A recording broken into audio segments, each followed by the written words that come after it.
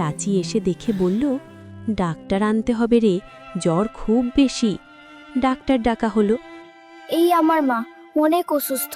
কিন্তু ডাক্তার এসে প্রথমেই জিজ্ঞেস করল, আমার ফি দিতে পারবে তো? কালুর বুকের ভেতরটা কেঁপে উঠল। মা কাঁপা গলায় বললেন, ডাক্তার সাহেব, আমরা খুব গরিব, এখন টাকা নাই। ডাক্তার মুখ ঘুরিয়ে নিল। টাকা ছাড়া আমি কিছু করতে পারবো না। এই কথা বলে সে চলে গেল। কালুর চোখে পানি চলে এলো। সে মায়ের পাশে বসে ফুঁপিয়ে কাঁদতে লাগল। মা কষ্টের মধ্যেও ছেলের মাথায় হাত রেখে বললেন, কাঁদিস না বাবা, আল্লাহ ভরসা। কিন্তু আল্লাহর ভরসার সঙ্গে যে ওষুধও লাগে সেটা কালু বুঝত। রাতে সে একটা সিদ্ধান্ত নিল। পরদিন খুব ভোরে কালু বেরিয়ে পড়ল। পাশের এক হোটেলে সে আগে মাঝে মাঝে থালা বাসন ধোয়ার কাজ করত।